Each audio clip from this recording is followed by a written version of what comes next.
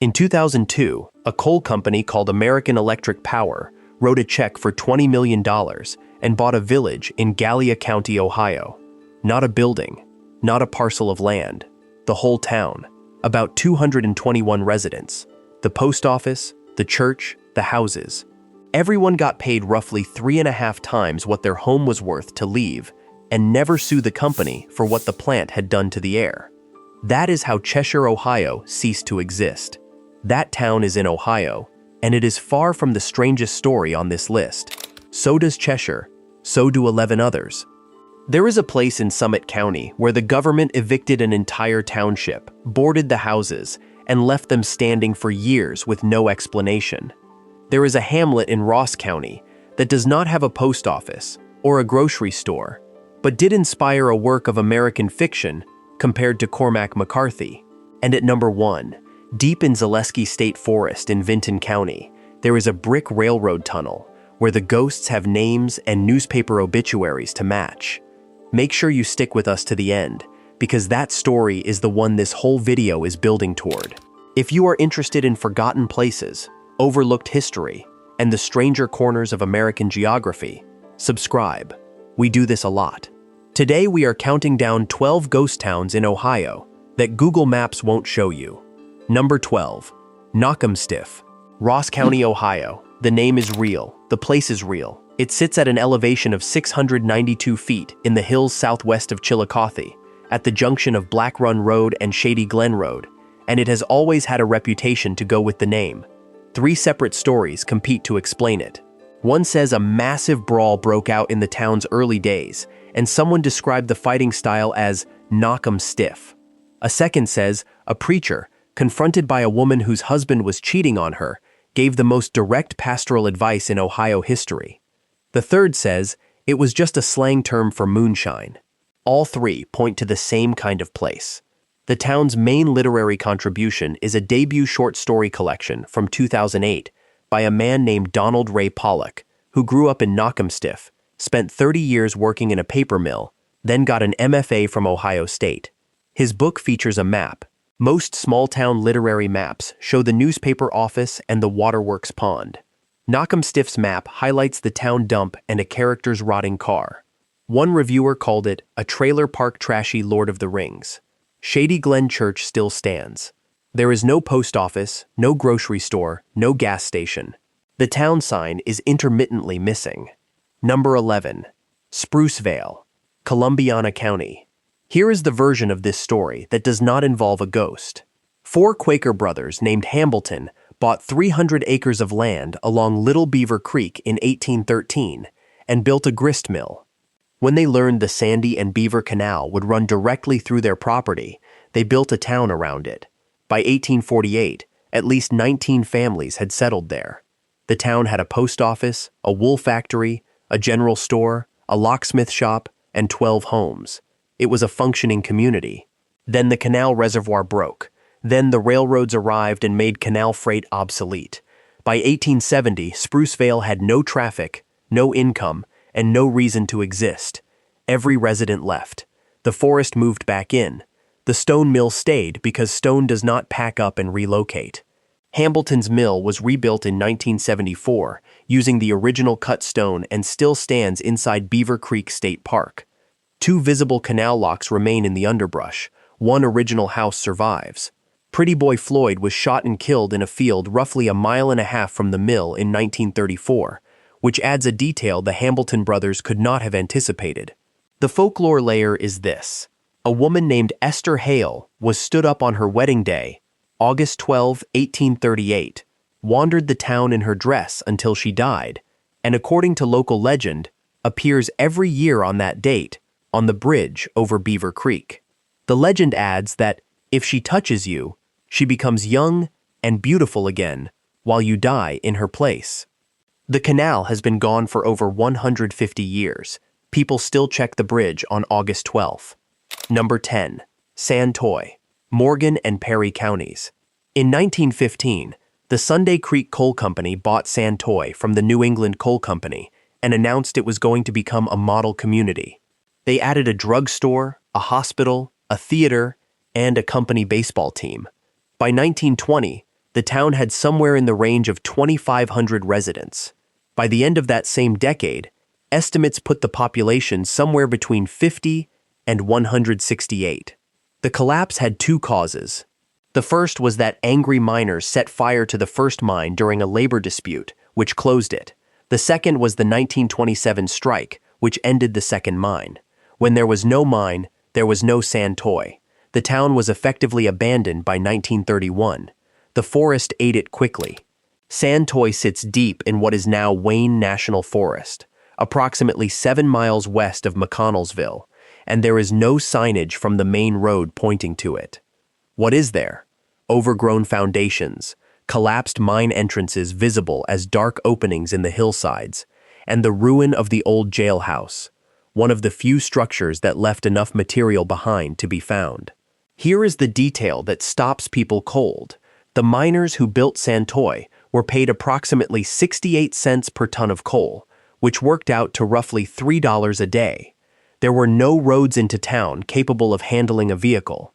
Workers walked 10 miles each way through the hills, carrying their own food and water. The town that called itself a model community is now a set of holes in the ground that you need a navigation tool to find. Number 9. Haydenville, Hocking County. Haydenville was founded in 1852 by a Columbus industrialist named Peter Hayden and run as a company town. That part is not unusual for the era. What is unusual is the construction method. Hayden owned clay deposits in the Hocking Valley. He built a factory to turn those deposits into brick, tile, sewer pipe, chimney pots, and paving blocks. Then he built an entire town using those products. The houses, the church, the post office, the store, all made from company-fired clay. The effect was that Haydenville became a living product catalog, an advertisement that visitors could walk through. Every building demonstrated what the factory could produce. The company owned every house and both stores in the town. Workers were paid in scrip redeemable only at the company store. If they lost their jobs, they lost their homes. No competing businesses were permitted to open. Haydenville was sold to the National Fireproofing Company in 1906 and remained entirely company-owned until 1964, making it the last company town in Ohio. It was listed on the National Register of Historic Places in 1973, encompassing over 120 contributing properties across 20 acres. Below the cemetery, accessible on foot, there is an abandoned mile-long tunnel that once transported clay from the pits to the factory. The brickworks was torn down in the 1980s. No commercial buildings remain.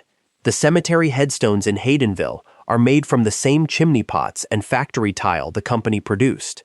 The company manufactured the markers for its workers' graves using the same materials it used to build their houses. 337 people still live there. Number 8. Shawnee, Perry County. Drive into Shawnee on State Route 93, and the town appears suddenly on the side of a steep hill with no warning. The first thing you see is a Victorian Main Street with hanging balconies, 2 opera houses facing each other across the road, and a coal miner statue in the small plaza between them. It looks like a film set. It is not a film set. Shawnee was founded in 1872 and built fast. By 1890, the population was 3,265. Workers arrived from Ireland, Scotland, England, and Italy, enough of them to establish a Little Italy and a section called English Hill.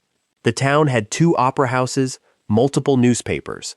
The People's Advocate ran from 1891 to 1944. Banks, restaurants, saloons, a bowling alley, 2 railroad depots, and professional services including doctors, dentists, and lawyers.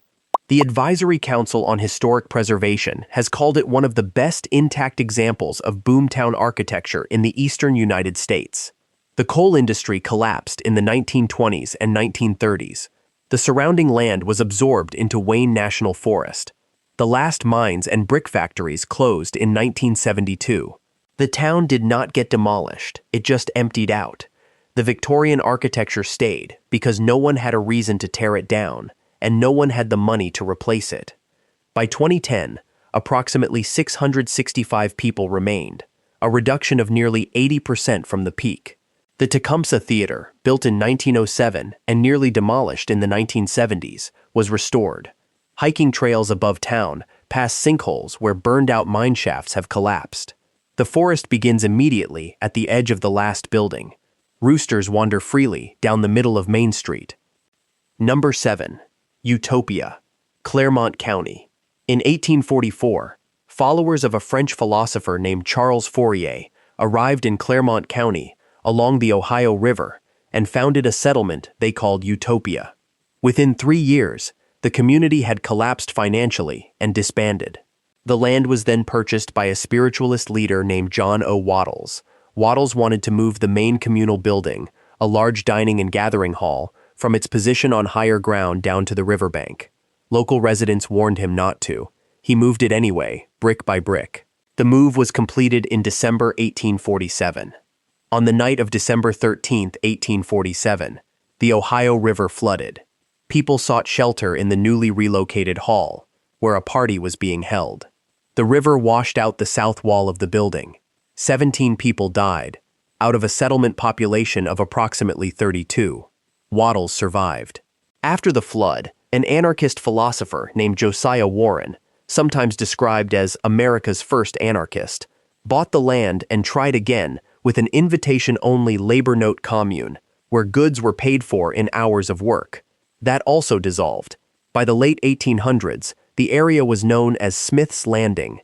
Ohio erected a historical marker there in 2003. A stone house associated with Wattles still reportedly stands. The basement of a long-demolished structure nearby is sometimes called the Underground Church and is associated with reports of paranormal activity on rainy nights. Local lore holds that the place is haunted by dripping ghosts, the spirits of people who drowned because their leader ignored every reasonable warning available to him. A small number of people still live in the area. The Ohio River is still right there. Number 6. New Burlington, Warren County. New Burlington was a farming village in the early 1970s. It had a post office, a school, a barber shop, a grocery store, a gas station, a hardware store, a Methodist church, a Masonic lodge, homes, and farms. Approximately 300 people lived there. The U.S. Army Corps of Engineers had been eyeing the Cedar Creek Valley since the Flood Control Act of 1938. In the early 1970s, that plan became reality. The Corps acquired the land using eminent domain. The residents were told to leave. Most did. A writer named John Baskin moved into the last occupied farmhouse in 1973 to document what was happening, and his account, New Burlington, The Life and Death of an American Village, was later called extraordinary by the critic Robert Coles in The New Yorker. The last holdout was an 87-year-old man named Lawrence Michener. The Corps sent him letters. He tore them in half and handed them back to the postman. He died of a heart attack on April 20th, 1973. The town was razed, the valley filled. Cedar Creek Lake was dedicated in 1981. It covers approximately 2,830 acres. Nothing of New Burlington survives above water. A sign bearing the town's name stands in Cedar Creek State Park, near where the village was. People water ski over the former road grid. When visitors at the beach along Route 73 are told they are swimming over the site of a real town, the reported reaction is usually some version of, "You're kidding, there was a town here." There was a town here. Then the government needed the water to be somewhere, and the town was in the way. We opened this video with Cheshire, a town that was purchased rather than flooded, burned, or abandoned. If that one caught you off guard, let us know in the comments. If you are finding these stories as strange as we did, a thumbs up helps more people find the video. And we are about halfway through, so stay with us. Number 5. Rendville, Perry County. Here is the thing about Rendville. It is the smallest incorporated municipality in the state of Ohio. The 2020 census counted 28 people. The main street is short. City Hall is a 2-story white building with chipping paint. The American flag moves in the wind. There is no commerce. It is also the place where Dr. Isaiah Tuppence, the first African American to earn a medical degree in Ohio, was elected mayor in 1888, making him the first black mayor in the state's history. Roberta Preston was appointed postmaster in 1963, making her the first African-American woman to hold that position in Ohio and reportedly in the United States. Sophia Mitchell became Ohio's first African-American woman mayor when she took office in Renville in 1969. Renville was founded in 1879 by a Chicago industrialist named William P. Rend. He recruited African-American workers from the South alongside immigrants from at least 7 other ethnic groups, at a time when most coal companies operated segregated workforces. In 1888, armed mobs from a neighboring town arrived to drive out the black miners. The Ohio governor dispatched the National Guard. No significant violence occurred. Adam Clayton Powell Sr., the man who later led the Abyssinian Baptist Church in Harlem, helped found the National Urban League and became a central figure of the Harlem Renaissance, arrived in Renville in 1884 as a coal miner. He had a spiritual awakening at the Renville Baptist Church. Richard L. Davis, who arrived here in 1882, helped found the United Mine Workers of America in 1890. The historical marker documenting all of this was funded by Ohio University students over 3 years of fundraising. 28 people, 2 blocks. More American firsts than most cities 10,000 times its size. Number 4. Helltown, Summit County. On December 27, 1974, President Ford signed legislation designating Boston Township in Summit County a national recreation area. The government used eminent domain to purchase homes and force residents out. The structures were boarded up, and armed presence patrolled the streets. The planned development of the park stalled. The boarded houses sat for years. At some point, someone spray-painted a message on the wall of one of the abandoned homes. Now we know how the Native Americans felt. That line appeared in a 1983 PBS documentary called For the Good of All. Boston Township had been settled in 1806 and was the oldest village in Summit County. By the time the government arrived, 168 years of community life was there to be displaced. What replaced it, in those years of limbo, was folklore. The Presbyterian church at the center of town had Gothic-style upside-down crosses, a standard architectural feature, and became known as the Satanic Church. An abandoned school bus became the scene of an imagined mass murder. A mutant python called the Peninsula Python reportedly roamed the woods. Stanford Road, which crests so steeply it looks like it ends in midair, became known as the Highway to Hell. In 1985, rangers discovered real toxic chemicals at the Krejci dump within the area and fell ill. That one was not a legend. The remaining structures were mostly demolished by 2016. The Boston Cemetery and a small white church survive. The area is now formally part of Cuyahoga Valley National Park. Stanford Road still exists. Here is the wild part. Every single legend that grew up around Helltown has a mundane explanation. Gothic architecture, an abandoned bus, a chemical dump that was actually dangerous. The legends are fiction. What the government actually did to that 168-year-old town is the part that does not require embellishment. Number 3. Cheshire, Gallia County. $20 million. That is what American Electric Power paid in 2002 to purchase the village of Cheshire, Ohio, along the Ohio River. The company paid each homeowner approximately 3.5 times the market value of their property. In exchange, every resident who accepted the deal signed away all future rights to sue the company for health or property damage, meaning any illness that developed later, from whatever cause, could not be attributed to the plant and pursued in court. Cheshire had been founded in 1811. By 2000, residents were describing sulfurous gas clouds that turned their cars and houses yellow and made breathing difficult. The source was the General James M. Gavin Power Plant, owned by AEP, the largest coal-fired power plant in Ohio. Residents hired lawyers.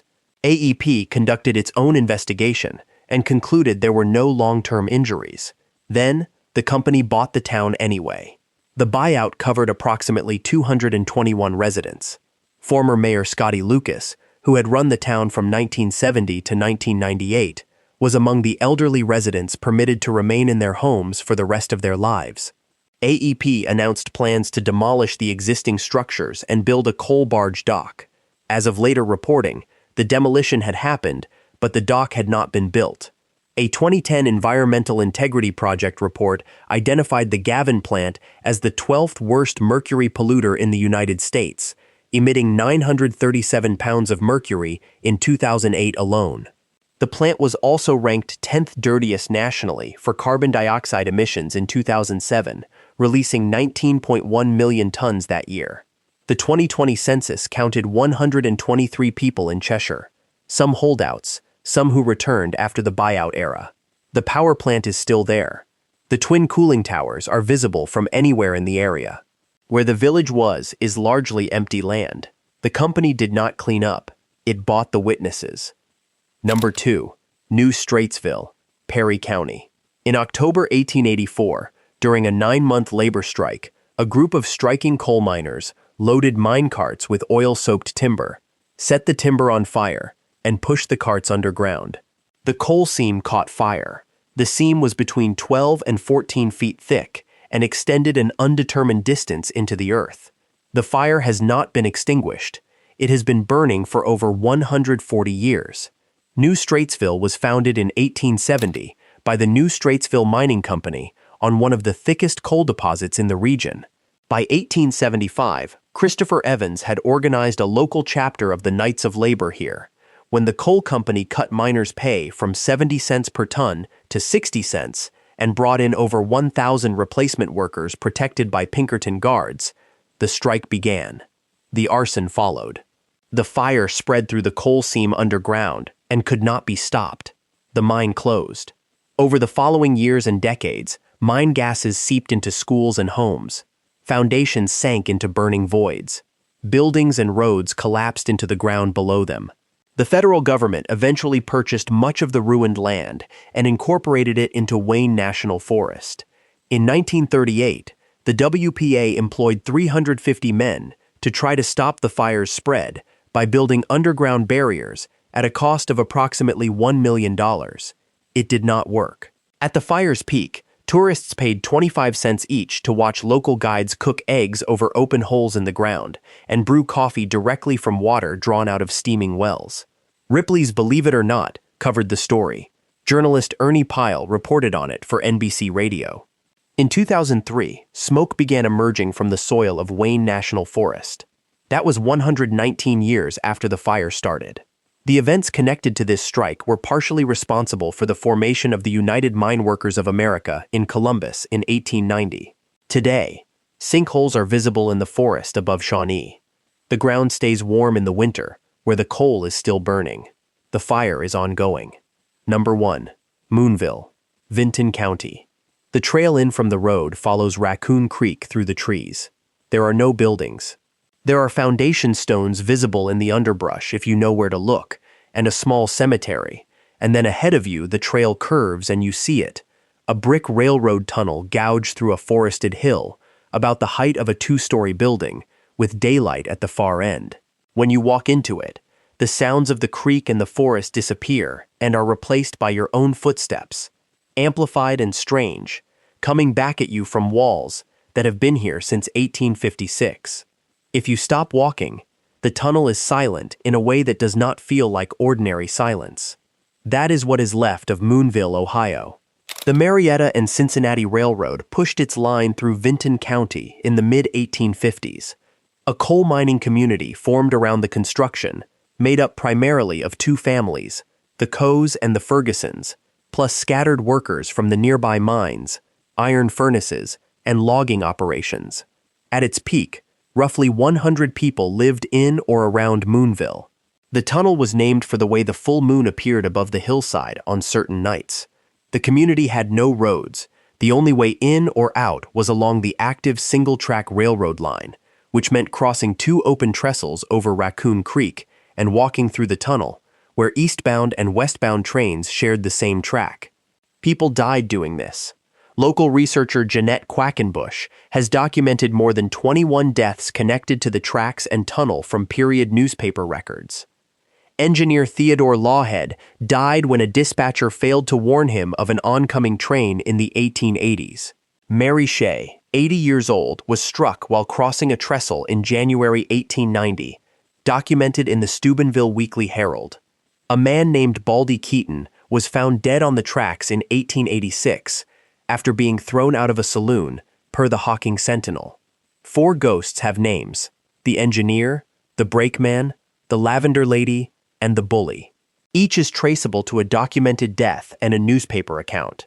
These are not legends that grew up around an anonymous history. They are folklore that grew up around named individuals who died in ways that made it into print. In 1981, the railroad installed an official signal at Moonville Tunnel. The reason documented: too many engineers were triggering emergency braking upon seeing an apparent swinging lantern inside the tunnel. The railroad treated that as an operational problem requiring a technical solution. The last family left Moonville in 1947. By the 1960s, all the buildings were gone. What remains is the tunnel, the cemetery, and the foundation stones. The Moonville Rail Trail, developed since 2001, runs along the old railroad bed and has extended to 16 miles. A Halloween festival called Midnight at Moonville takes place in the tunnel each year. The ghost legends of Moonville have inspired a bluegrass song, an orchestral composition, and a horror novel. They have been the subject of television productions. None of that is what is interesting about this place. What is interesting is that the ghost stories are built on a factual foundation so solid that a railroad company once had to install a signal to manage the problem. Whatever people are seeing in that tunnel, the company took it seriously enough to put up infrastructure. The tunnel is still there.